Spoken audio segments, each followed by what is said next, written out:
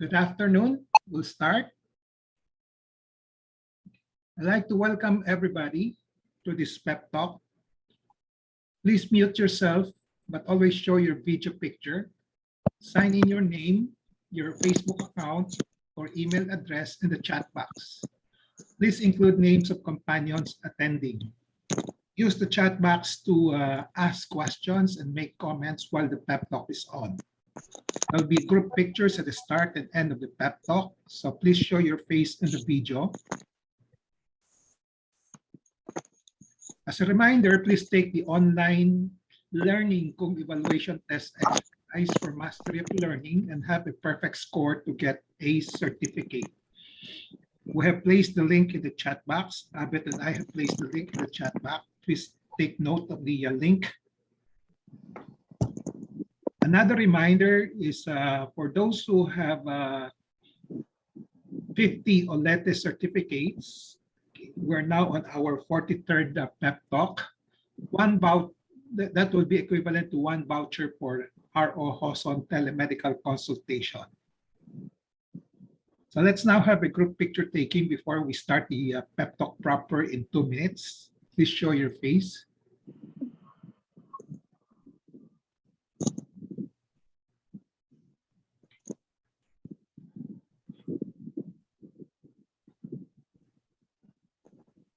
Okay, one, two, 1, 2, 3.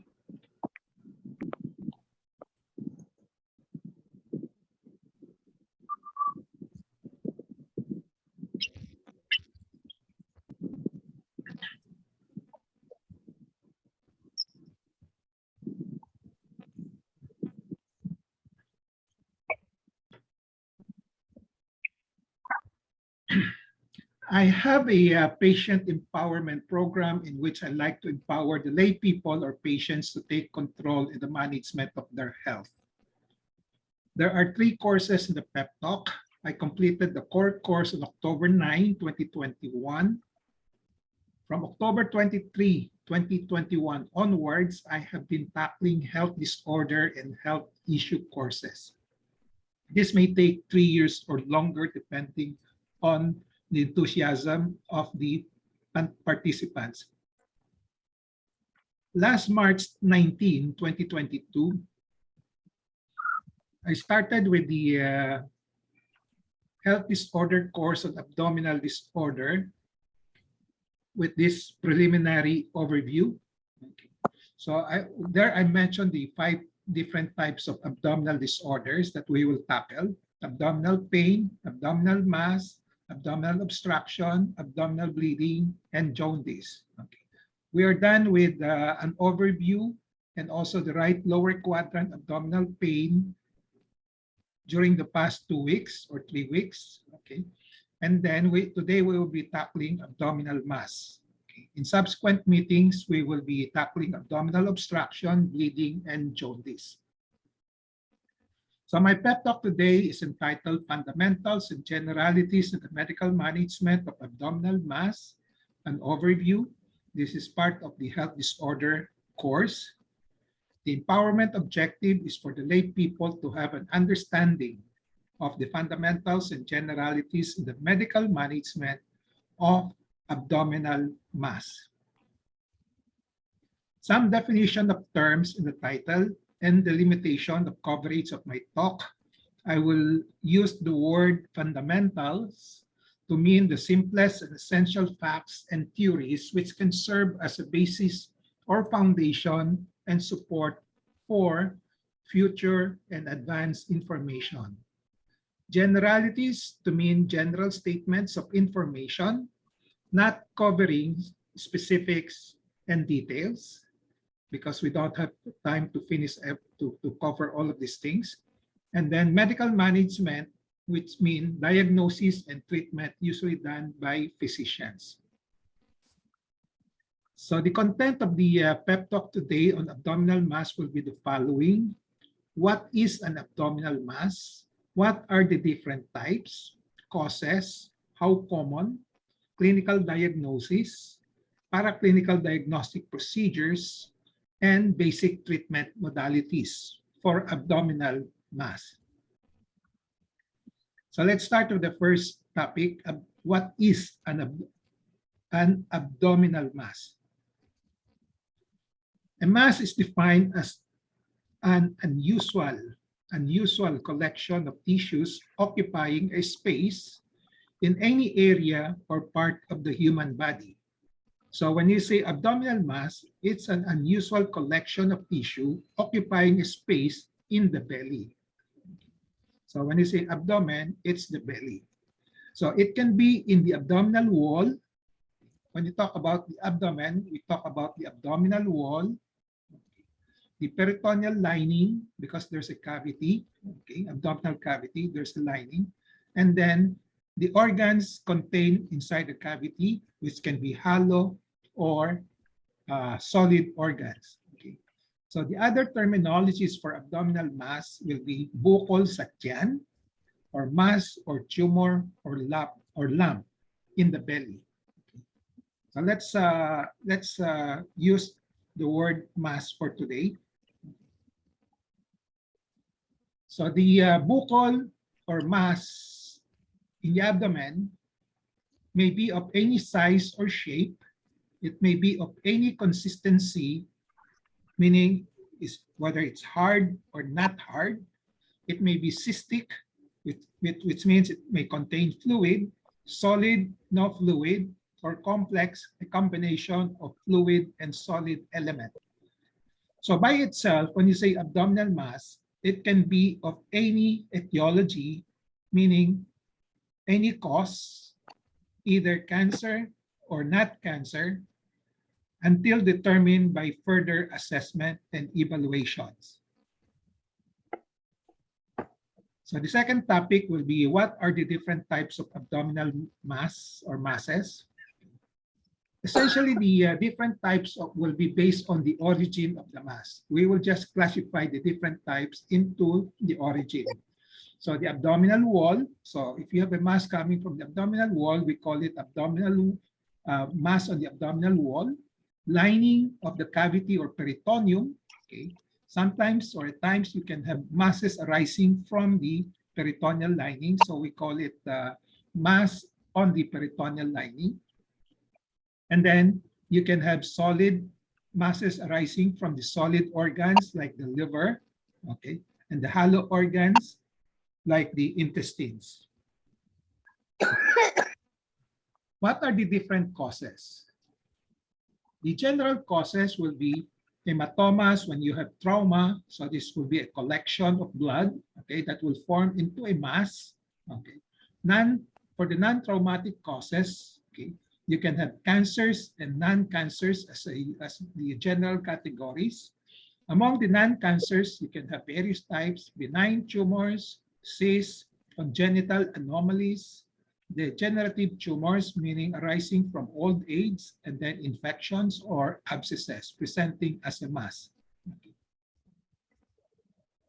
For the non-traumatic causes, okay, the more specific etiology will be basically genetic predisposition to developing a mass, okay, whether cancer or not cancer, and also the environmental factors, which practically we don't have any control or difficult to control. So we have the foods, the alcohol, smoking, hygiene factors, and the atmosphere, etc. I will not go into details on this anymore. How common are the abdominal masses? I should say it's very common, very, very common.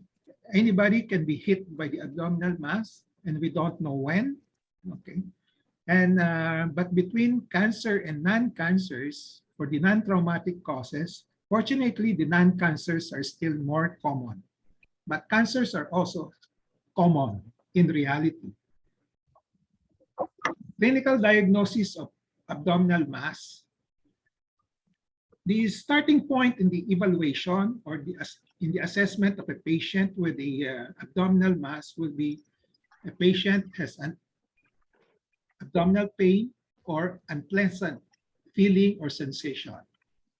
So there's no history of trauma. Okay. So thereafter, we look and palpate the abdomen. So after looking and palpating the abdomen, the possible findings will be, or conclusion will be, there is no palpable mass, but there is a suspicion for possible abdominal mass because of the symptoms of the patient.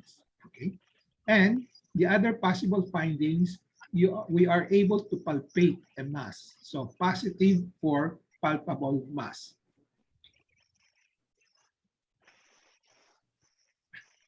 In the there's this scenario. Let's talk about some scenario. Scenario 1, no palpable mass, but with suspicion for possible abdominal mass.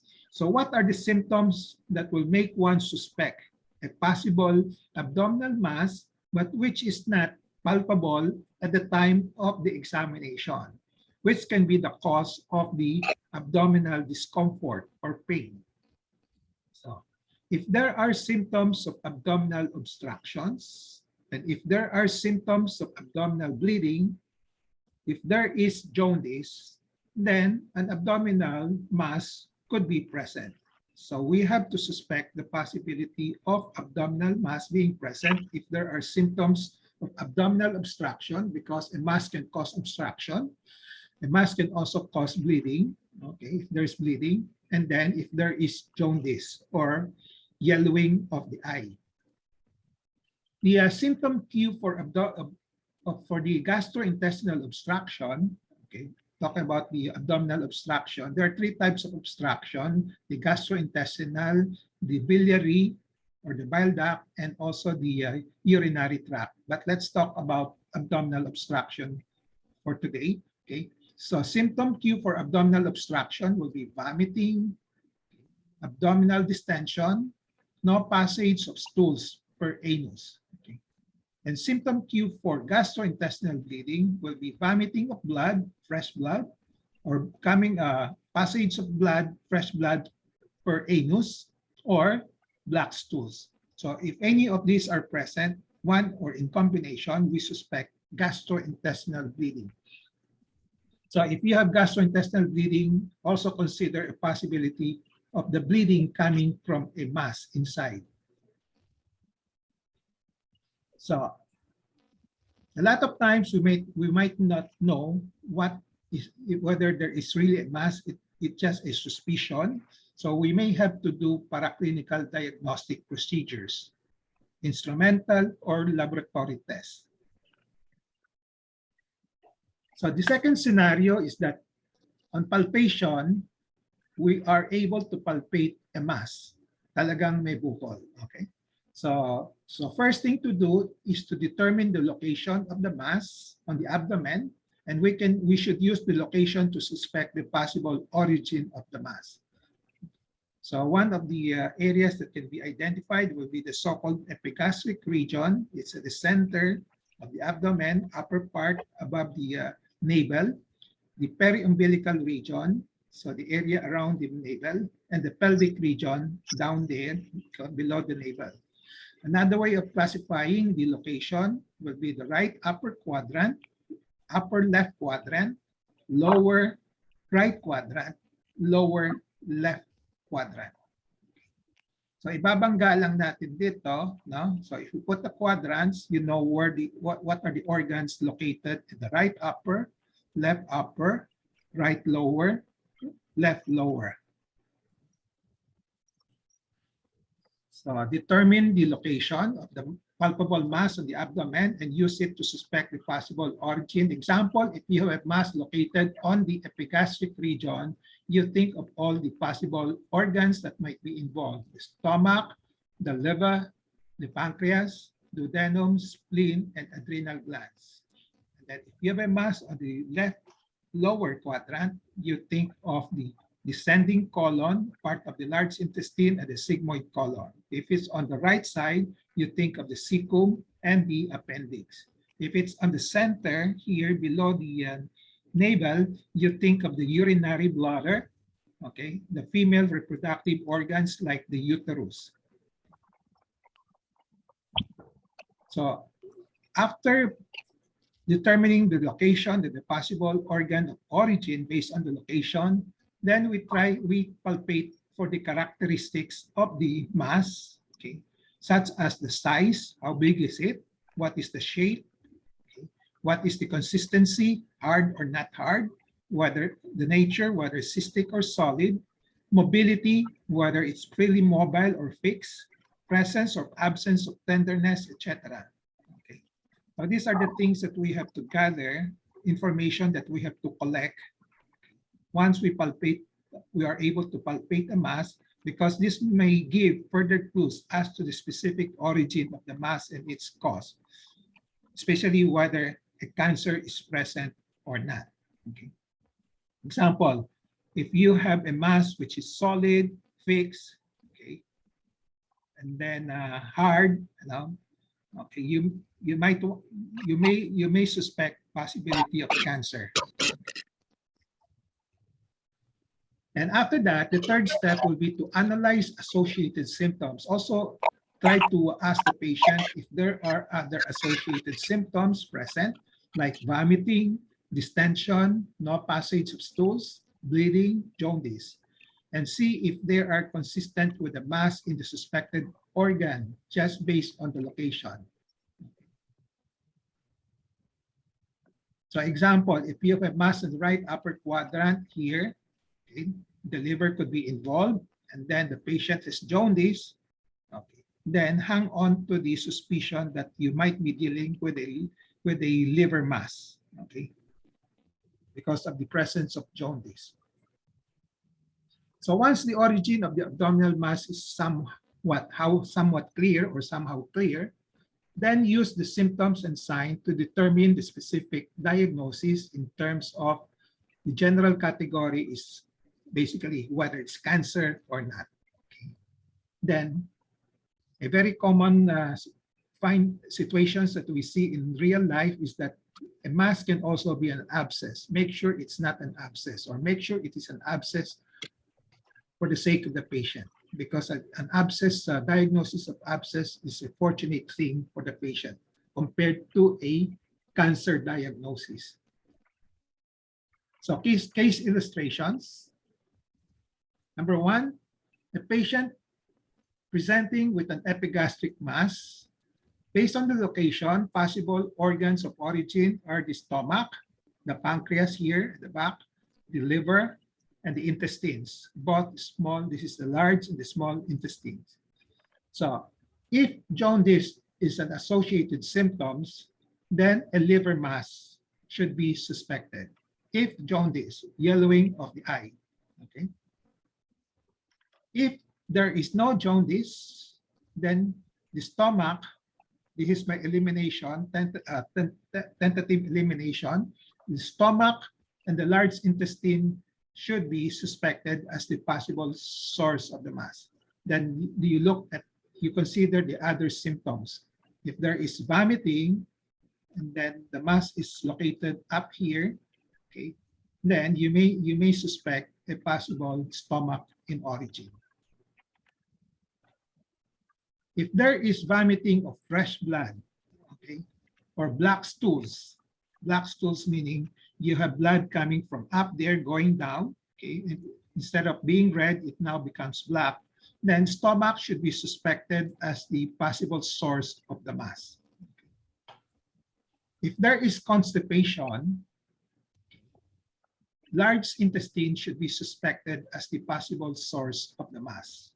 So you can see how important it is to consider the symptoms, associated symptoms, so that we can zero in on the specific diagnosis. Another illustration,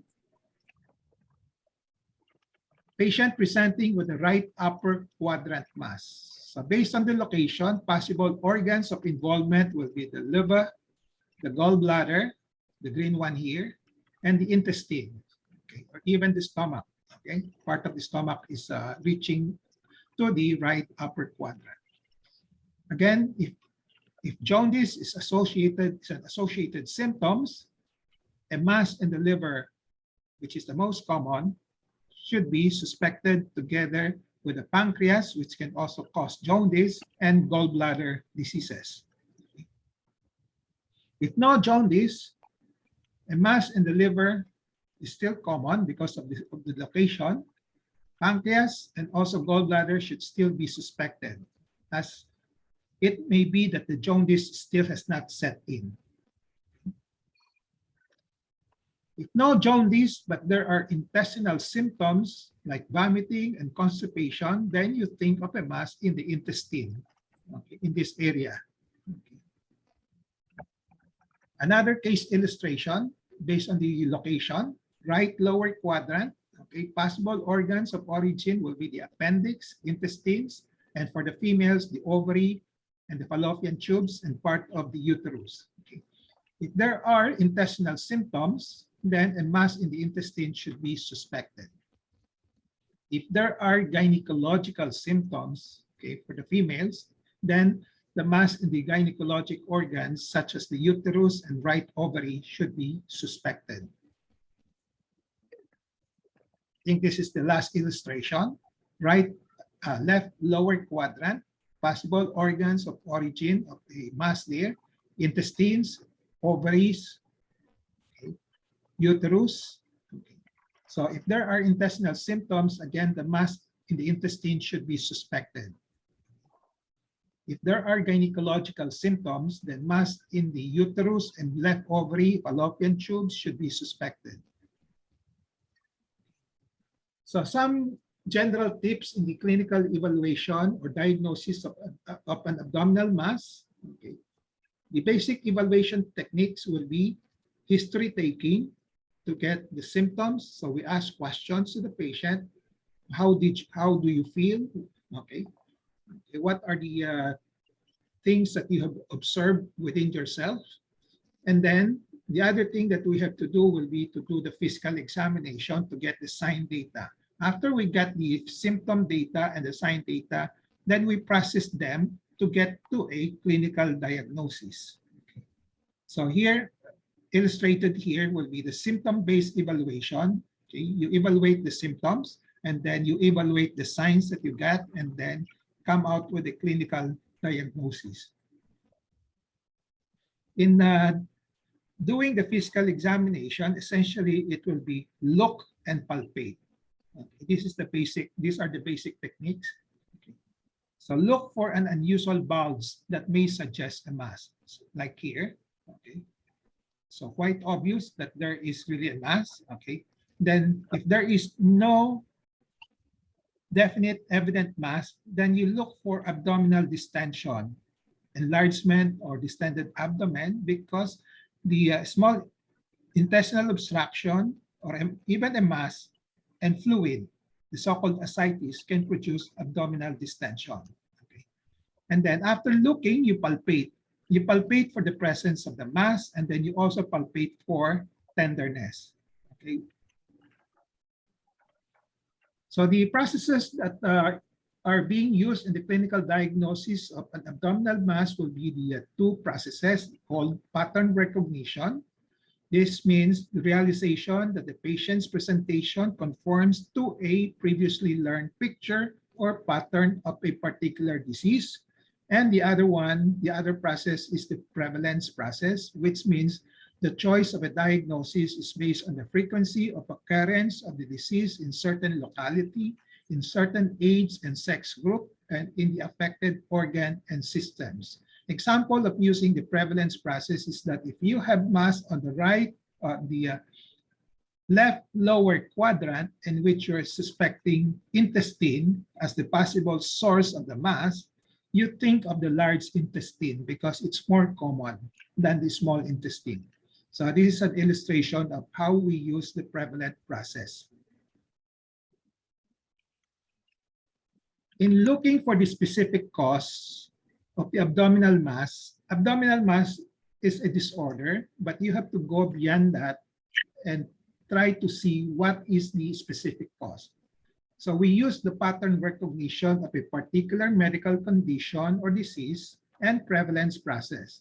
In those patients with presenting with symptoms that could be represented by 2 or 3 diseases, then we come out after processing the data using a pattern recognition and prevalence process, we come out with the most probable diagnosis, which is called the primary clinical diagnosis, and the second most probable the secondary clinical diagnosis.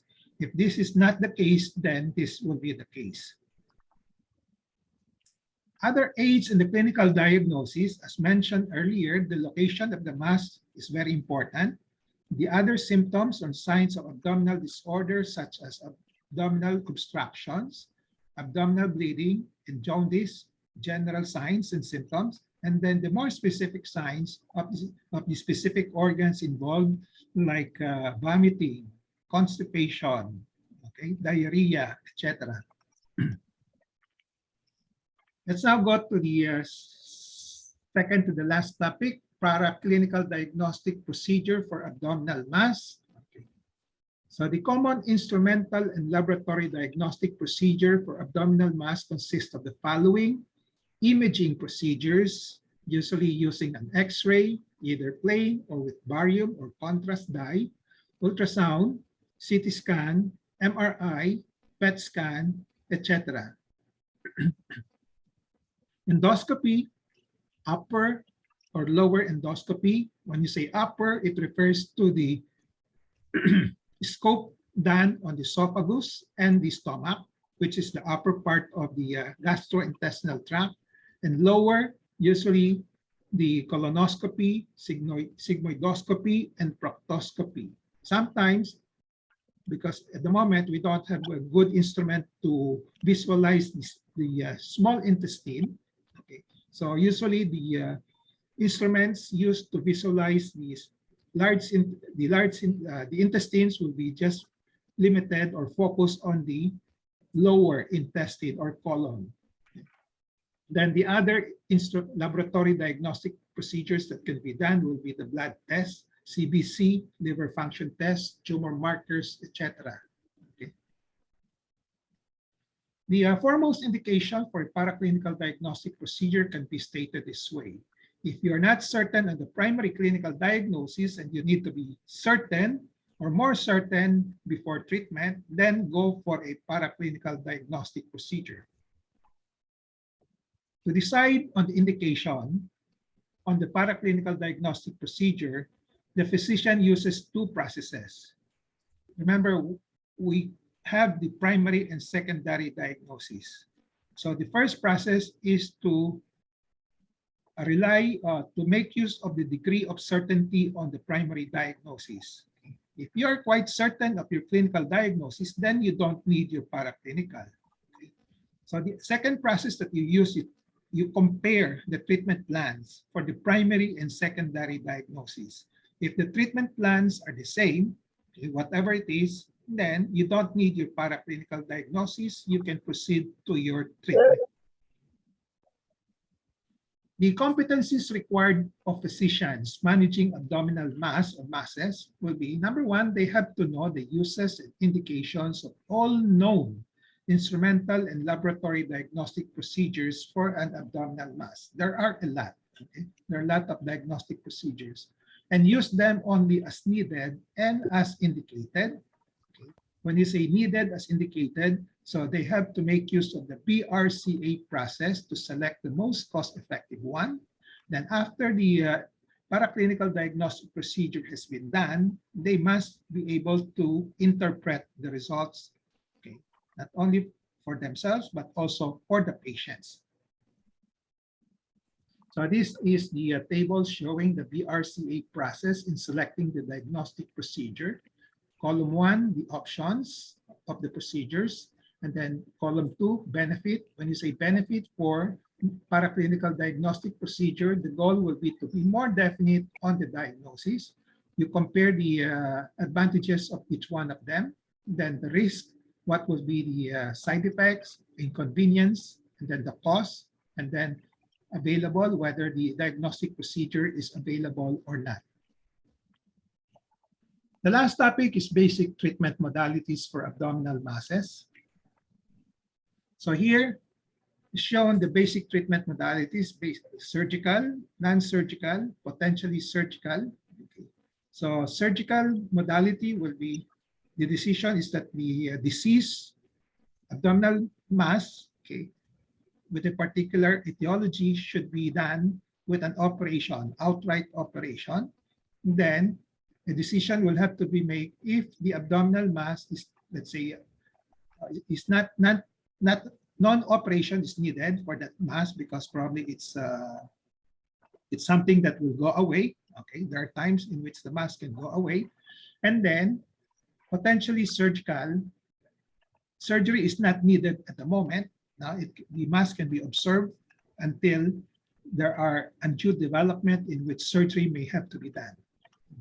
So these are the three basic treatment modalities that should be considered when we are dealing with abdominal mass.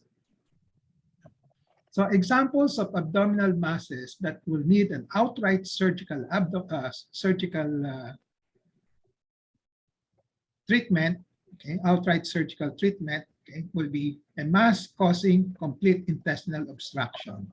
Okay. There's a mass that completely obstructed intestine. If you want to avoid rupture or perforation of the intestine, then the operation should be done. Okay. Then resectable cancers, because usually resectable solid cancers have a good chance of cure. Okay. And then resectable non-cancers but causing symptoms, then you have to do the operations. Okay. And then the surgical treatment that are being done under this category, operative treatment, will be drainage of infection or abscesses. Okay. And then removal. Okay. The medical suffix that we use is the ectomy, such as gastrectomy, meaning we remove the gastric mass, okay, the stomach with the mass. And pancreatectomy, meaning we remove the mass on the pancreas, pancreatectomy. Examples of potentially surgical abdomen or treatment that can be done with surgery only as needed will be asymptomatic polyps, no symptoms, just watchful waiting. If the mass developed into a bigger mass, then an operation may have to be done. Okay. Asymptomatic chronic abscess, which may be there for a long time, which may not be causing problem, we just observe. Okay. If a undue development or occurs, then you have to drain that abscess. Again, asymptomatic benign tumors also. If it's not causing any problem, you just leave them there for a while and then just observe. Okay. Outright non-surgical abdomen, meaning those which should not be treated with surgery, will be those degenerative disorders like, when say degenerative is part of the aging process, like cyst, and then those with hormonal changes, especially for the females in the reproductive tract. Okay, then you don't need an outright surgery, even though there's a mass there. Okay. So examples of non-surgical treatment methods will be using medicine or no medicine at all, just watchful waiting, natural support management, etc. So there are various options in the treatment. So again, you use the BRCA process to select the most cost-effective treatment. You list down the options of treatment 1, 2, 3, then the benefit. This time, because of the treatment, we're trying to see which one has the best results in terms of treatment. Okay. Then the risks for each options, the cost, availability. Okay, summary and takeaway. I have presented and discussed the following in brief. Okay, as I said, fundamentals and generalities only. Abdominal mass, different types, causes, how common, clinical diagnosis, paraclinical diagnostic procedures, and basic treatment modalities.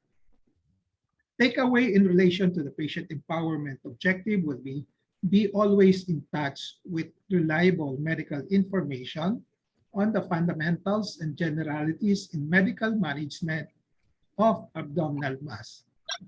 Fundamentals and generalities will be enough for a lay people. Knowledge is power, it gives power.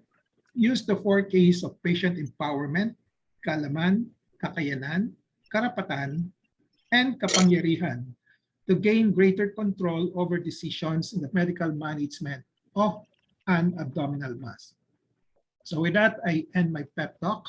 I hope I have empowered you to have a better understanding of the fundamentals and generalities in the medical management of an abdominal mass. Before we go to the QA, again, as a reminder, please take the online learning evaluation test exercise or OLETE for mastery of learning and have a perfect score to get the certificate. 50 OLETE certificates entitled 1 for a voucher on ROJoson telemedical consultation. Let's now have a group picture taking before we start the question and answer portion.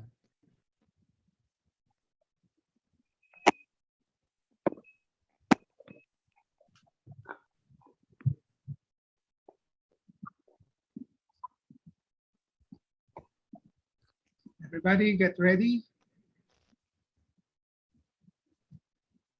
1, very good. Everybody's in. 1, 2, 1, 1, 2, 1, 2, 3.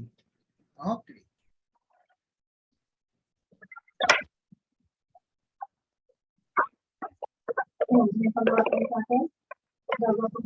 Okay, the floor is now open for questions, comments, sharing, and other things that you might want to say in this forum, or even consultation. Short consultation will do. Okay. We still have 15 minutes. Any questions?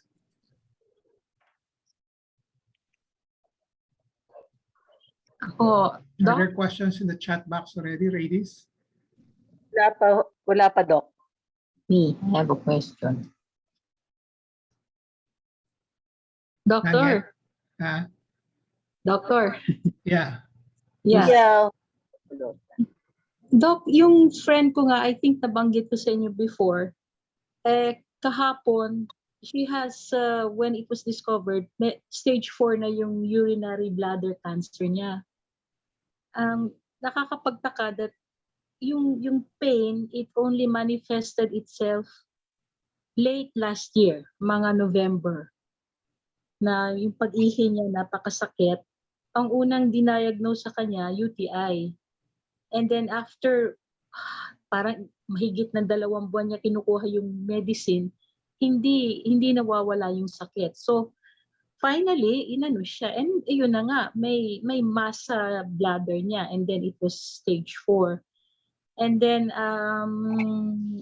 she was treated, she was undergoing chemo. Unfortunately, una, maganda yung ano niya. After the first, I don't know how many sessions, she's saying lumiliit yung mass. But then, ditong Enero, tinamaan siya ng COVID. So, na-discontinue, then i-discontinue yung ano niya, yung chemo niya. Tapos suddenly it turned really bad. She had to have 2 operations. The latest one was yesterday. Tinanggal na yung bladder niya and her cervix and her uterus because tinamaan na. I was wondering, hindi ko naman matanong sa kanya, bakit hindi tinanggal yung bladder niya before?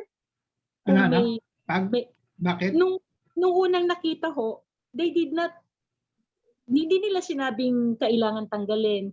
Inano lang nila, tinrate nila. Ganun ba ho talaga? If kasi ang sabi, malaki daw yung mass sa bladder niya.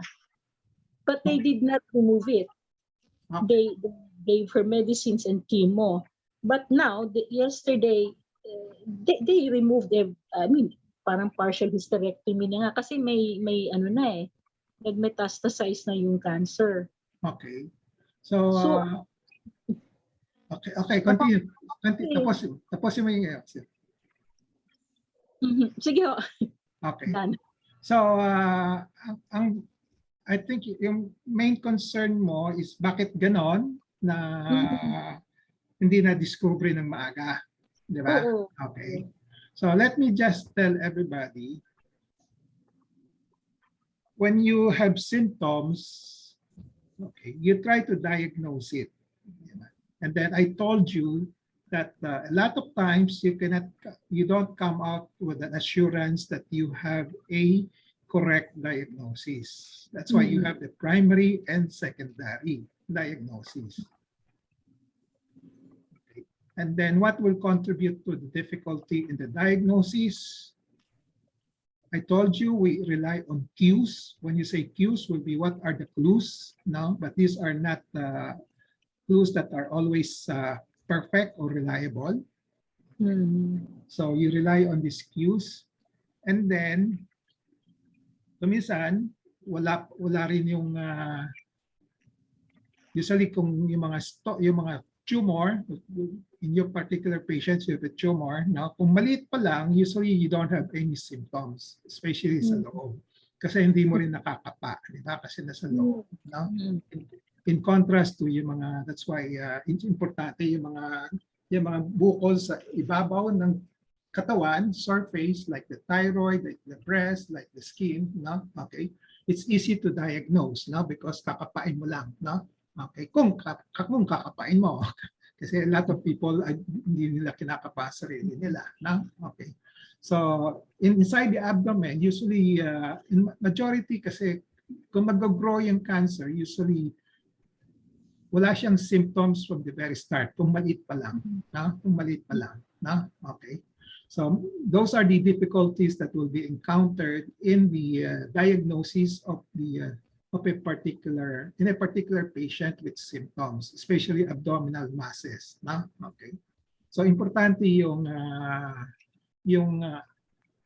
after the first, let's say, UTI ang impression, no? Dapat may basihan siya. No? Ano mga basis, di ba? Bakit sinabing UTI? And then there's always a degree, certain degree of uncertainty pa rin, no? Kahit na UTI. So, dapat merong close follow-up. Close follow-up or check-up with the doctors. If not by the doctors, by the patient who have to be trained on listening and trying to feel his body or her body. No? Okay. And then, i-report lang sa doktor, okay, as often as they can, no? Especially kung hindi pa 100% sure. No?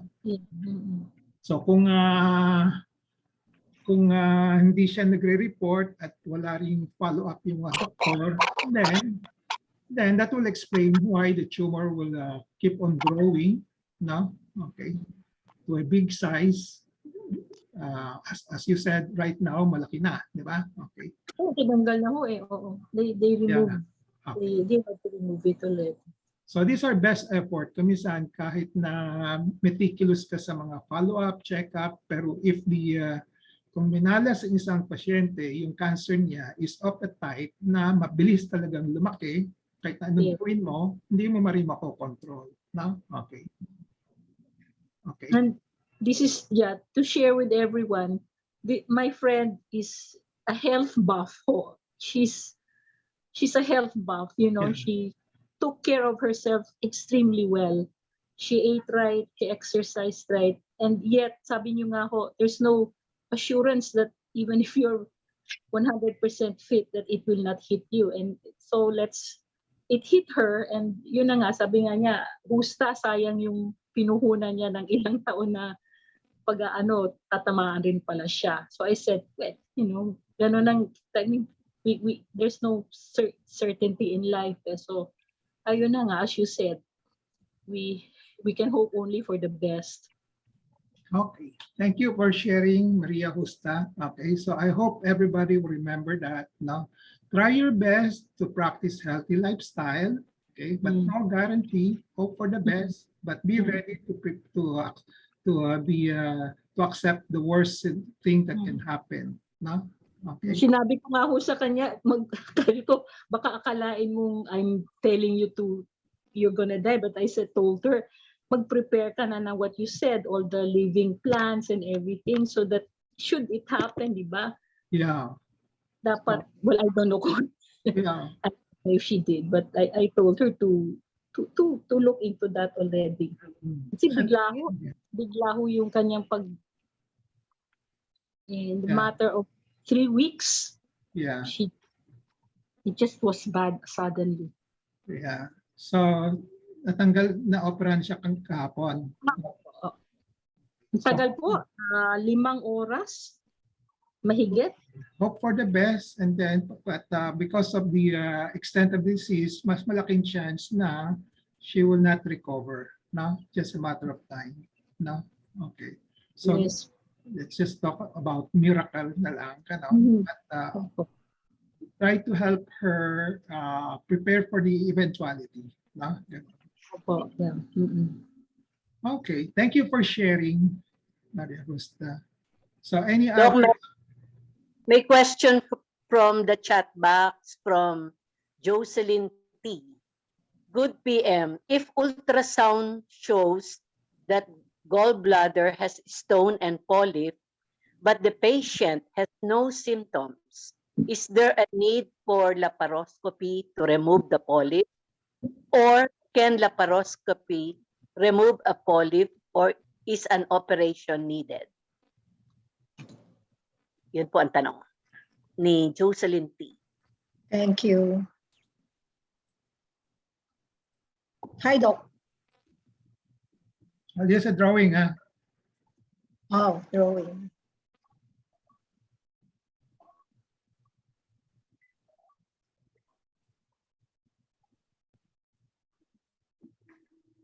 Gallbladder, common bile duct,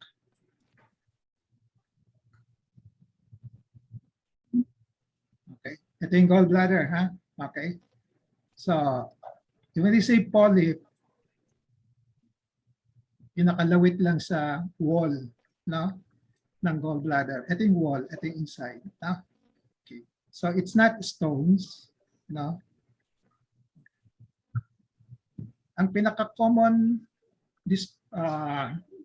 conditions, medical conditions and diseases of the gallbladder, you have gallstones, no? Pinaka-common. And then with its, pag kung may gallstones, kung minsan may mga cholecystitis, inflammation of the gallbladder, no? And then, because of the advent of ultrasound, yan ang problema ng mga modern technology, no? Okay, nakikita nila yung mga nakalawit, no? Okay, so polyps, no? Kasi before the advent of the ultrasound, walang pinag-uusapan na polyps yan eh, di ba? So ngayon with the ultrasound, ang daming polyps, di ba? Okay. So the other condition that is pertinent to the gallbladder is gallbladder cancer, no? Okay. Which is very, very rare. Okay, 1% lang, no? Okay. So 1, 2, 3, no? Okay. So when you say polyp, no? When you say polyp, nakadikit naman dyan sa wall, no? There's no 1% chance na magbabara. Okay? Unlike the stones, which are floating, which can go inside this one, no? Sa duct, magbabara siya, di ba? Okay. Pag nagbara yan, sasakit ang tiyan ng isang pasyente. No? Okay. So, pag nagbara yan, the patient needs to be operated on. So, you remove the entire gallbladder and the stones. No? But for the polyp, usually hindi magbabara yan. No? Okay? Nakahang naman sa wall. Eh, no? Usually, yung mga polyp niyan, pwedeng ano lang yan, of the cholesterol deposits. No? Okay? Kasi maraming cholesterol tayo sa katawan, di ba? Deposit. And then, yung mga part of yung mga aging, nagiging makapal. Just like when you have polyp doon sa intestine mo, ganun din. Kasi maraming dumadaan palagi sa intestine mo. Parang nagiging lawlaw ng konti. No? Okay. Okay. So, usually hindi tinatanggal yan. No? Okay. So, pero sad to say, kaya tayo may patient empowerment program now, which I think I might be able to discuss this in the future in another topic now on gallbladder. Maraming doktor na nag-oopera sa polyps. Mhm. Okay. Which, strictly speaking, is not do not need to be operated on. Huh? Okay. Do not need. Yeah, do not need to be operated on. Pero kung stones, ibang usapan. Okay? Yes. Kung polyp, ibang usapan. No? Pero sad to say, in the Philippines, no, I don't know whether it's also true abroad, okay? Pero meron tayong mga guidelines that will tell us no need to operate on polyps unless it's greater than 1 centimeter in size. Okay. Because ang kinakatakutan mo lang whether it could be the start of the cancer. No? Okay. But if it's less than 1 centimeter, monitor mo lang, you don't have to have it removed. No? Okay. Okay. And then, as yung question mo, whether to remove it on land or yung buo na. Usually, when we operate on the gallbladder, usually buo na. Now, whatever it is. Buo na. Buo na. Okay, not removing the stones only, not removing the polyps only. Because yung sa polyps, hindi mo matatanggal naman lahat yan eh. Kung isa-isa, one by one mo tatanggalin, nako. Mapo-frustrate ka lang at after sometimes may lalabas na naman dyan ulit sa tabi-tabi, di ba? Okay. So if you really want to run after it, tanggalin mo na lang lahat in buo. Mas madali pa. Ganun din sa stones, you remove the entire gallbladder with the stones, not just the stones. Kasi pag tinanggal mo itong 2 stones, after 3 months, 4 months, or 1 year, dyan naman, may bagong Meron na stone. naman. Oo. Okay. Okay. Okay, does that answer your questions? Yes, thank you, Doc. So try to help me teach the people that polyp don't operate. Okay, thank you. Kasi maraming na-operan, especially yung mga seamen. No? Seamen, routine yung mga ultrasound nila, kaya nakikita yung polyp. No? So sasabihin ng surgeon, kailangan mo operahan kasi polyp yan. No? In the end, sino kumikita? Okay. Sila. Okay. Thank you. And then yung stones, ganun din. Kung asymptomatic siya, kung wala siyang nararamdaman, you can leave it there for a while. Yes, I told her that.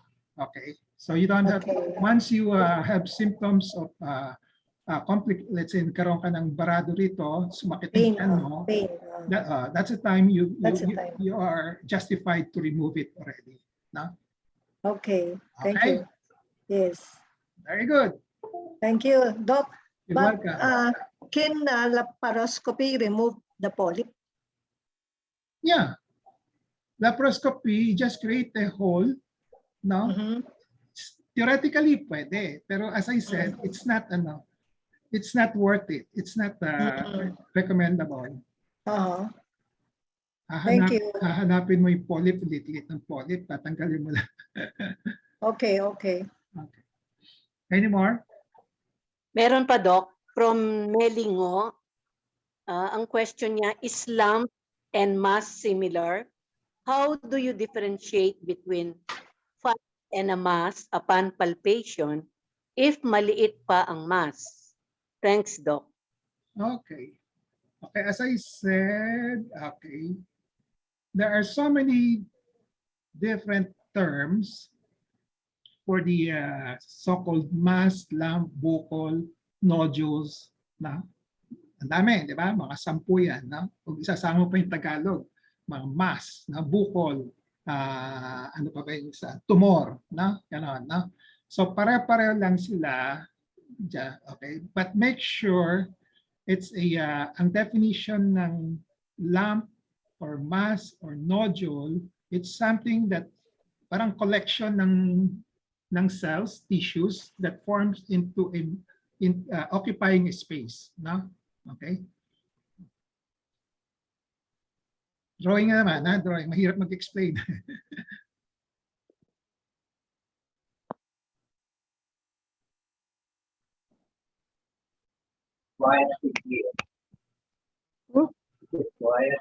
Okay. So,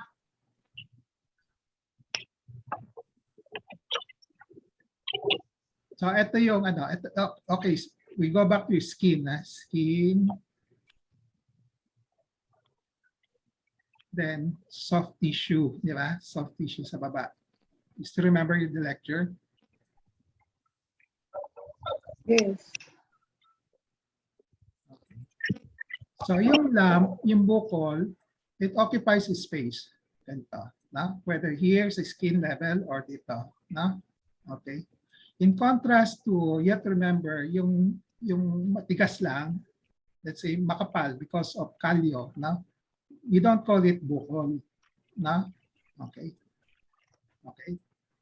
O kaya medyo malaki lang ng konti, no? Because of hindi ganito that causes a lump, no? Malaki lang konti because let's say yung muscle mo mas malaki doon sa right side, no? Hindi buccal 'yon, no? Okay. So a lump is something that is three-dimensional, occupying the space, no? Okay. So in short, just to answer the first question, pare-pareho lang sila, ha? Okay. Basta tandaan mo lang, it's not induration, yung thickening, it's not enlargement, no? It's not prominence, kung minsan may prominence pa, no? Okay. Okay. Now, the other question that was asked, kung masyadong maliit, kung sa skin surface, makikita mo kagad, diba? Walang problema. Pero kung sa ilalim ng balat, no? Kung masyadong maliit, kung minsan hindi mo talaga makakapa kahit anong gawin mo, no? Okay. Unless you do an ultrasound, okay? Or MRI, no? Okay, pero even with ultrasound and MRI, it can detect only mass that is about 1 centimeter in size. No?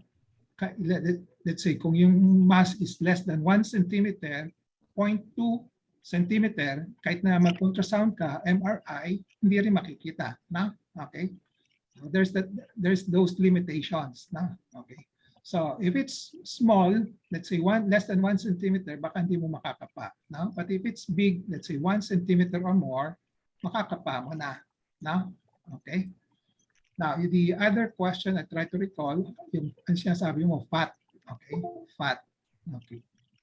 So if it's formed into a mass at this level, then you call that, usually they call that a lipoma already. So it's a lump, it's a lump arising from the fat of the sub-Q. So you call that lipoma. No? Okay. Pero pa ba ako na-miss sa question niya? Ladies?